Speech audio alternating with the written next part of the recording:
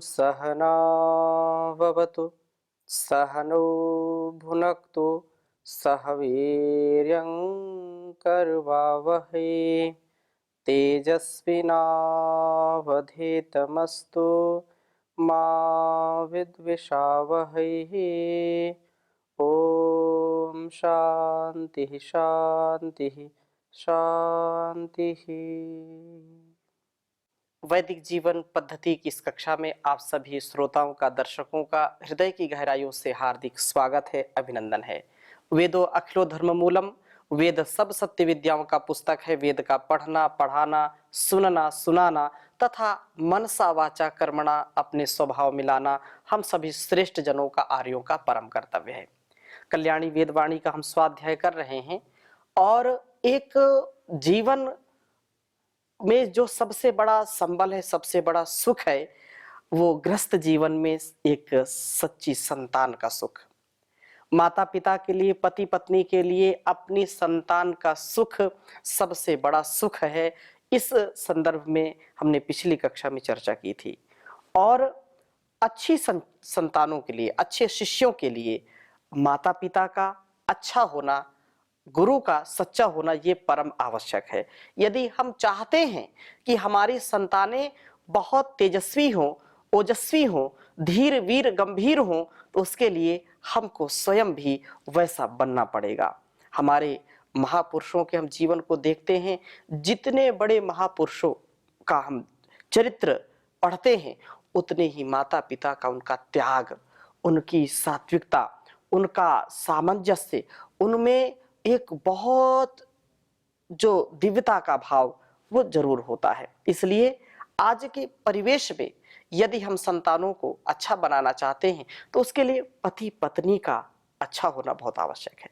पति पत्नी के संबंध अच्छे हों, उनमें परस्परता हो, उनमें मैत्री हो, उनमें एक दूसरे का सम्मान हो, तब जाकर के संतान का निर्माण अच्छा हो पाता है। अच्छा भवन अच्छी नींव के ऊपर ही खड़ा हो सकता है।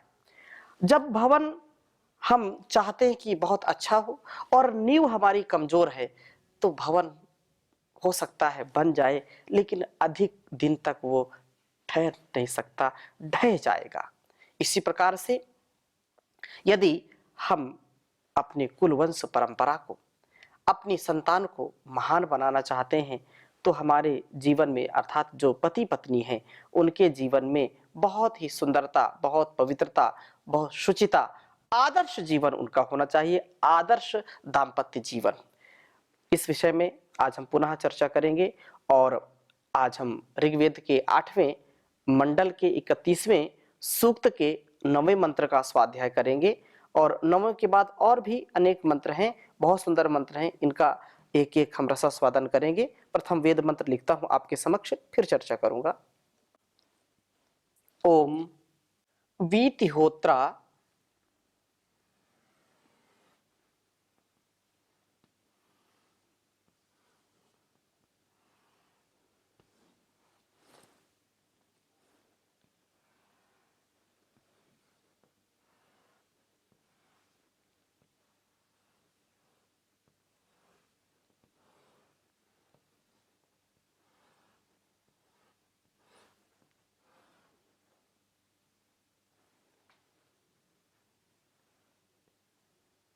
वीतिहोत्रा कृतवत्सु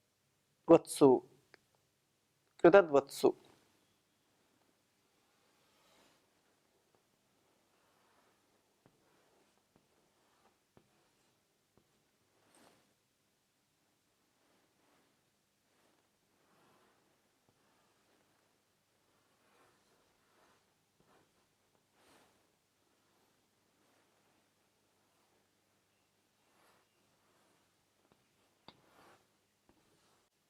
दस्यन्तामृताय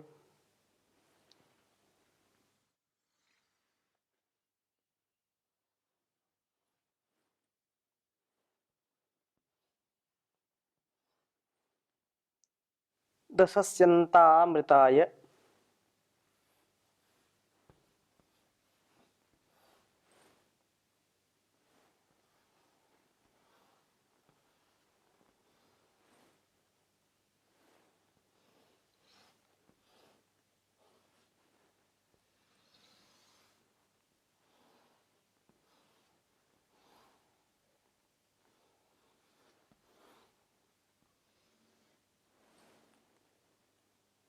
मृतायकम।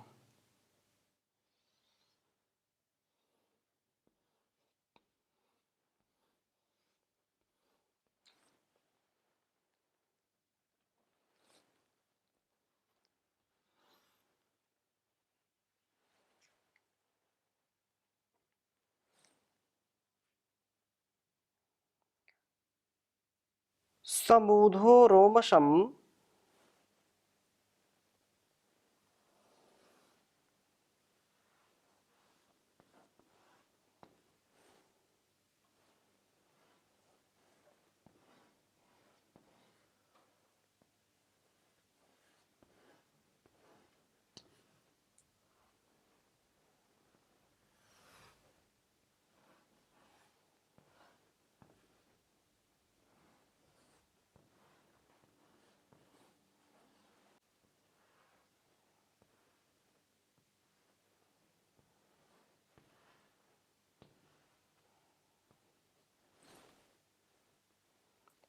हतो देवेषु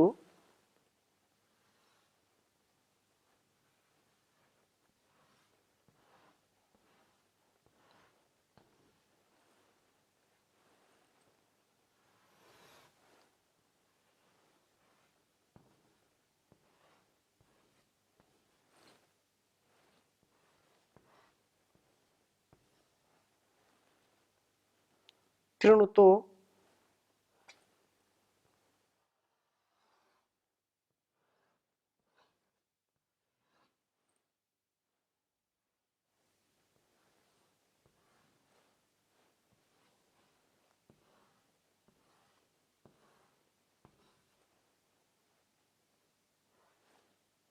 दुवः।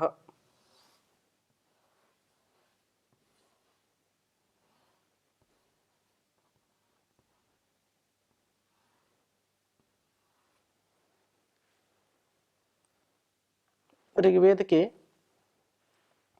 8वें मंडल का 31वां सूक्त, जिसका यह 9वां मंत्र है।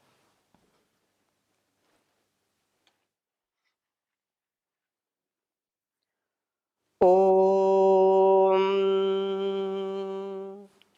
उवीति होत्रा कृतवत्सु दशस्यन्तामृतायकम् समूधो रोमशंहतो देवेषु कृणुतो दुवः।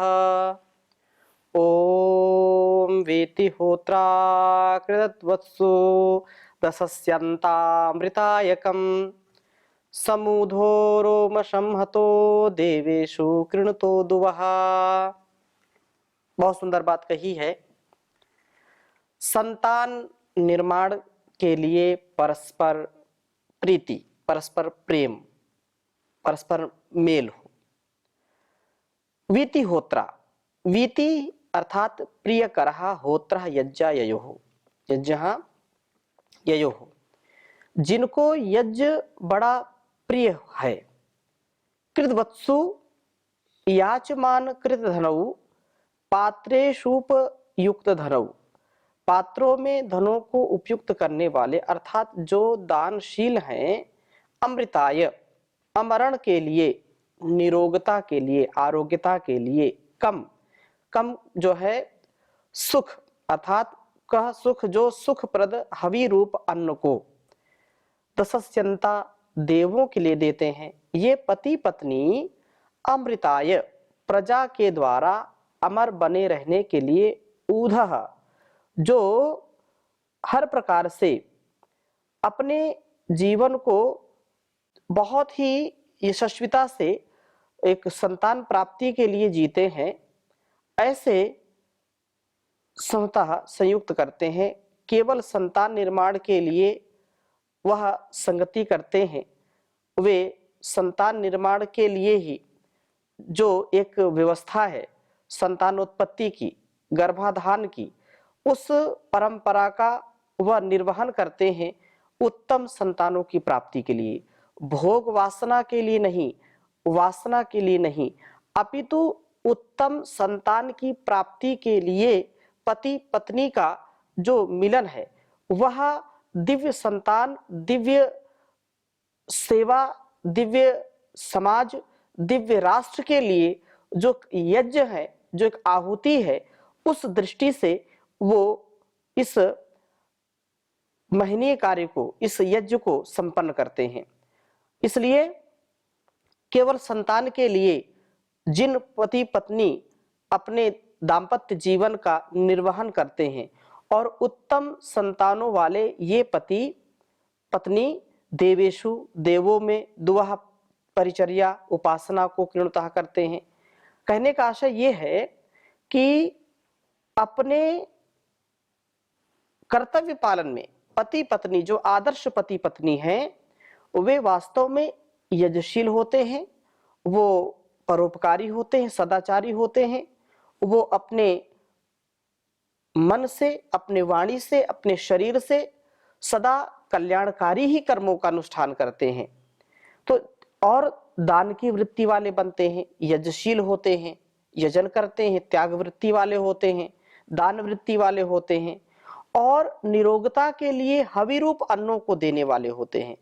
वो निरोगता के लिए अच्छे अन्नों का ही सेवन करते हैं, अच्छे आहार का सेवन करते हैं, स्वास्थ्य के लिए जो अन्न का ग्रहण करते हैं, स्वाद के लिए नहीं, रसना इस जिह्वा के स्वाद के लिए नहीं, अपितु तन मन का स्वास्थ्य समुचित रूप से उनको प्राप्त हो सके, इसके लिए वो जो अन्न का ग्रहण करते हैं, अन्न रूप हवि को देने वाले हैं और संतान निर्माण के लिए ही शक्ति का विनियोग करते हैं, अर्थात जो एक कर्तव्य है संतानोत्पत्ति का, उसके लिए ही उनका विनियोग होता है, संयोग होता है और वो उत्तम संतानों को जन्म देते हैं, उत्तम देवों का उपासन करते हैं, पवित्रता के साथ, शुचिता के साथ अपने जीवन को जीते हैं। ऐसे गृहस्थ, ऐसे दाम्पत्य जीवन वाले पति पत्नी वो धन्य हैं। ऐसी संकल्पना ही नहीं, हमारे सभी महापुरुषों का हम जीवन देखें, जिनके जीवन में अत्यंत आज भी है, आज भी बहुत ऐसे घर परिवार हैं जिनका दाम्पत्य जीवन होते हुए भी वो पूर्ण मर्यादा में जीते हैं, वो पूर्ण संयम में जीते हैं और पूर्ण इस वैदिक परंपरा को आत्मसात करते हैं। उनकी संतानें स्वस्थ होंगी, उनकी मेधावी होंगी, तेजस्वी होंगी और उनका स्वयं का जीवन भी बहुत ही दीप्यमान होता है। तो ये बहुत ही आवश्यक है। और अगले मंत्र में कहा है कि आशर्म पर्वतानाम वृणीमहे नदीनाम आविष्णो सचा भुवः। बहुत सुंदर बात कही है कि हम पर्वतानाम, अपना पूर्ण करने में यत्नशील, न्यूनताओं को दूर करने में लगे हुए पुरुषों के शर्म सुख को आवृणीमहे वर्ण करते हैं। पर्वतों को जो सुख होता है, हम भी पर्वत बनते हुए उस सुख को प्राप्त करें। पर्वत मतलब जो पूर्णता की प्राप्ति, एक तो पर्वत जो जड़ है, एक पर्वत जो हमारे जीवन में एक संकल्प है, एक शक्ति है, जो पूर्णता की प्राप्ति है, जो असीम सुख, असीम आनंद की प्राप्ति है। वो हम चाहे कुछ भी संसार में, जैसे पर्वत अड़े हैं बिल्कुल, चाहे तूफान आए, चाहे गर्मी हो, बरसात हो, चाहे कुछ भी हो जाए, वो अडिग अचल खड़े हैं। ऐसे ही वास्तव में वो पर्वत की भांति हैं जो अपने सुख दुख, लाभ हानि, जय पराजय में अपने काम क्रोध लोभ मोह ईर्ष्या द्वेष के अलग अलग तूफान आते हैं तो भी वो टस से मस नहीं होते। अपने वैदिक धर्म से, अपने इस संस्कृति से, अपने संस्कारों से, कभी अपने दिव्य विचारों से विचलित नहीं होते। वो जो अडिग हैं, जो चट्टान जैसे खड़े हैं, वास्तव में वही पूर्णता को प्राप्त होते हैं। ऐसे वो सुख को प्राप्त करते हैं। नदी नाम, प्रभु के स्तोताओं को जो आनंद प्राप्त होता है, वह हम आनंद को वरते हैं। प्रभु वास्तव में हम नदी जो है स्तवन करते हुए, हम भी नदी जैसे कलकल करती हुई वो बहती रहती है, अपने प्रवाह में चलती रहती है। ऐसे ही वह जीवन जो हमको मिला है, इस जीवन को हम नदी के प्रकार से अपने जीवन में निरंतरता बनाए रखें। एक कहीं रुकावट नहीं, कहीं फसावट नहीं, हम रुके नहीं, झुके नहीं, फंसे नहीं, कहीं फिसले नहीं, निरंतरता से इस प्रवाह के साथ आगे बढ़ें तो इसमें निसंदेह हमको अत्यंत सुख मिलेगा, हम आनंद को प्राप्त करेंगे। जो नदी वास्तव में हम बने और सबको तृप्त करते हुए चले, अपने जीवन में भी तृप्ति हो और सबको तृप्त करें। जीव जंतु और ये जड़ चेतन, ये सारा जो संसार है वो हमारे गुणकर्म स्वभाव में भी ऐसा प्रभाव आए कि हमारा ये जीवन इस जगत के कल्याण के लिए हो। जड़ चेतन व्यष्टि से समष्टि की जो पावनी परंपरा है कि एक दूसरे का ध्यान रखें, पूरकता हो तो एक दूसरे के पूरक बन करके, क्योंकि यदि हम स्वार्थ में ही फंस करके हम केवल इसका दोहन करते गए प्रकृति का, तो विकृति आएगी। हम इस के संरक्षण का भी ध्यान रखें, इसके पुष्पित पल्लवित विकसित होने का भी ध्यान रखें, तब जाकर के हमारा भी और इस संपूर्ण संसार का कल्याण होगा। और आगे कहा कि सचा भुवः, वेद मंत्र में आया सचा भुवः, जो हम वास्तव में निसंदेह अपने जीवन और जगत के कल्याण के लिए, इसमें दूसरे मंत्र में 10वें में आया है सचा भुवः। तो सचा भुवः सदा साथ रहने वाले विष्णु, उस सर्वव्यापक प्रभु, उस परमात्मा के आनंद को हम प्राप्त करें। वृणिमहे, हम उसको वर्ण करते हैं। सर्वव्यापक विश्व व्याप्त जो परमात्मा सब जगह कण कण में विद्यमान है, हर क्षण हर पल हमारे अंग संग है, ऐसे आनंद घन उस प्रभु को हम चाहते हैं, वर्ण करते हैं। प्रभु को अपने हृदयों में स्थित रूप में अनुभव करते हुए वाचाम अगोचर, वर्णनातीत अर्थात जिसका हम वर्णन नहीं कर सकते, उस आनंद में मग्न हो जाते हैं। हम उसमें सदा आनंदित रहें। आदर्श पति पत्नियों की यही कामना होती है कि हम अपने जीवन की न्यूनताओं को दूर करके पूर्णता को प्राप्त करें। न्यूनता से कभी हम जो है आगे नहीं बढ़ पाते हैं। हम न्यूनता को दूर करें, पूर्णता में अपने जीवन को लाएं और प्रभु का स्तवन करते हुए स्तोताओं को प्राप्त होने वाले आनंद के भागी बने और हृदयस्थ प्रभु का दर्शन करते हुए आनंद मग्न हो जाएं, क्योंकि आनंद मग्न होंगे तो जीवन का बहुविध कल्याण होगा, उत्तम संतान का निर्माण होगा। यही हमारे सबके जीवन में होना चाहिए। हम प्रभु के जो है भक्त बने, सच्चे, क्योंकि वही जो है हमको मार्ग दिखाने वाले हैं। इसलिए 11वें मंत्र में कहा एतु पूषा रैर्भगः स्वस्ते सर्वधामतः उरुरध्वा स्वस्तये। ये कहा कि हेतु पूषा रैर्भगः स्वस्ति सर्वधातमः उरुरध्वा स्वस्तये।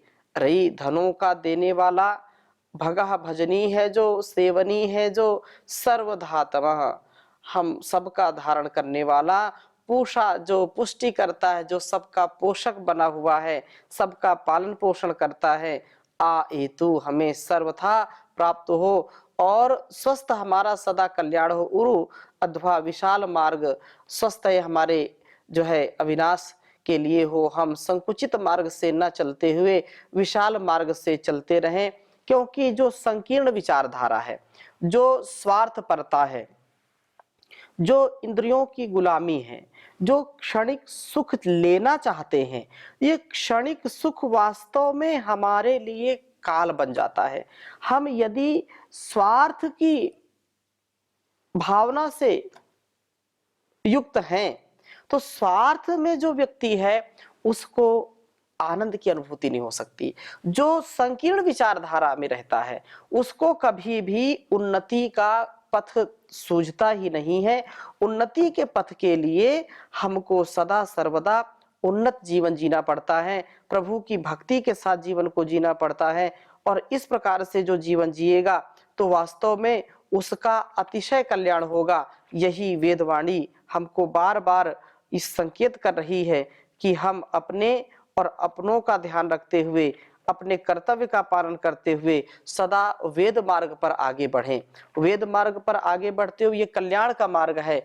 और जीवन में ये बहुत बड़ी बात है कि जो एक बार अपने जीवन को सही गति में, सही मति के साथ, अर्थात अच्छी मेधा, अच्छी बुद्धि से युक्त होकर के जो श्रेष्ठ कर्मों का अनुष्ठान करते हैं उनका कभी भी अहित हो ही नहीं सकता है। चाहे वो किसी भी उत्तरदायित्व का निर्वहन करने वाला हो, तो हम परस्परता से युक्त होकर के, अब यदि परस्पर संबंध ठीक नहीं है तो हम बड़े आनंद की चर्चा करें, मोक्ष की चर्चा करें, उससे कोई लाभ नहीं मिलेगा। हम घर में, दाम्पत्य जीवन में और बाहर भी गुरु शिष्य हो, माता पिता हो, भाई बहन हो, मित्र मित्र हो या राजा प्रजा हो, सबके जीवन में उत्तमता आनी ही चाहिए। और इसलिए यह जो स्नेह का, जो प्रीति का जो मार्ग है, जो राह है, उस वही एक राह है जिससे हम अपने जीवन और जगत को श्रेष्ठ बना सकते हैं। तो बहुत सुंदर बात कही है, आदमी को आदमी से प्यार करना चाहिए, आदमी को आदमी से प्यार करना चाहिए, एक दूसरे से मधुर व्यवहार करना चाहिए, एक दूजे से मधुर व्यवहार करना चाहिए।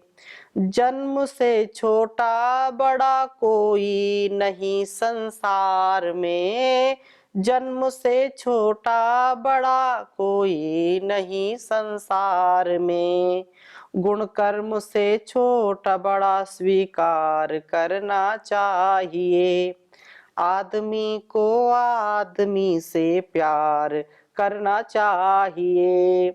विश्व के सब प्राणियों की एक सी है आत्मा, विश्व के सब प्राणियों की एक सी है आत्मा, परस्पर सद्भाव का विस्तार करना चाहिए, परस्पर सद्भाव का विस्तार करना चाहिए। विश्व के सब प्राणियों की एक सी है आत्मा, परस्पर सद्भाव का विस्तार करना चाहिए। सब जगह विराजमान एक ही परमात्मा, सब जगह है विद्यमान एक ही परमात्मा, जान चक्षु खोल कर दीदार करना चाहिए, जान चक्षु खोल कर साक्षात करना चाहिए, आदमी को आदमी से प्यार करना चाहिए।